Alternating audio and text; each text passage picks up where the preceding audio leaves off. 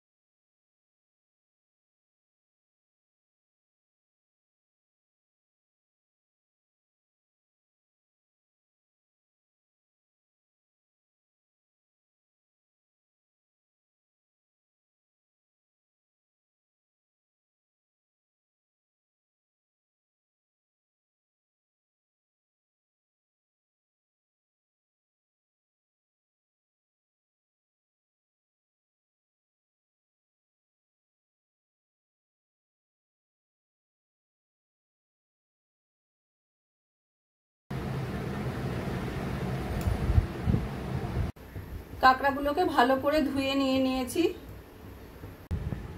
এদিকে কড়াইতে তেলটা ভালো করে গরম করে নিয়েছি। এবার দিয়ে দেবো কাঁকড়াগুলো আর দিয়ে দেবো পরিমাণ মতো নুন হলুদ দিয়ে কাঁকড়াটাকে প্রথমে আমি ভেজে নেব।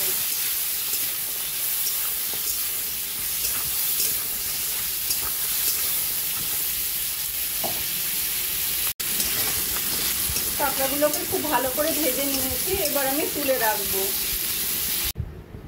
কাঁকড়ার সঙ্গে তেলগুলো সব কাছিয়ে দিয়ে তুলে রেখেছি। এবার কড়াইতে আবার তেল দিয়ে তেলটা গরম হয়ে গেছে। দিয়ে দেবো জিরে, তেজপাতা, এলাচ আর দারচিনি ফোড়ন।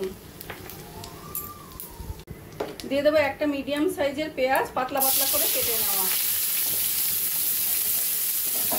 পেঁয়াজটা একটু ভাজা ভাজা করে নেব।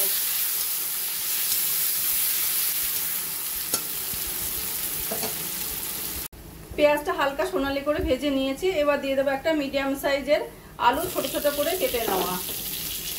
আলুটাকে এবার পেঁয়াজের সঙ্গে একটু ভেজে নেব। আলু দিয়েও হালকা সোনালি করে ভেজে নিয়েছি। এবার দিয়ে দেবো আমি একটা পেস্ট যেটা মিক্সিতে তৈরি করে নিয়েছি। টমেটো, পেঁয়াজ, কাজু, টক দই, লঙ্কা সব কিছু দিয়ে করে নিয়েছি। সেই পেস্টটা দিয়ে দেবো। দিয়ে দেবো 1 চামচ মতো আদা রসুন বাটা। দিয়ে দেবো পরিমাণ মতো নুন, হলুদ, জিরের গুঁড়ো, লঙ্কার গুঁড়ো আর কাশ্মীরি লঙ্কার গুঁড়ো। এবার ভালো করে মশলাটা কষিয়ে নেব। মশলাটা ভালো করে কষিয়ে নিয়েছি। এবার মিক্সি বাটি ধুয়ে দিয়ে দেবো পরিমাণ মতো জল।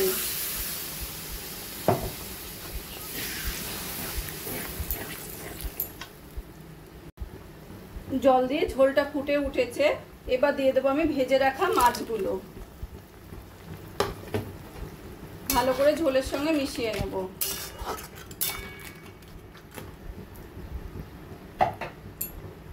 কাঁকড়াগুলো দিয়ে একটা ঢাকা দিয়ে মিডিয়াম ফ্লেমে আমি রান্না করে নেব যতক্ষণ না আলু মশলাগুলো বেশ মাখা মাখা হচ্ছে।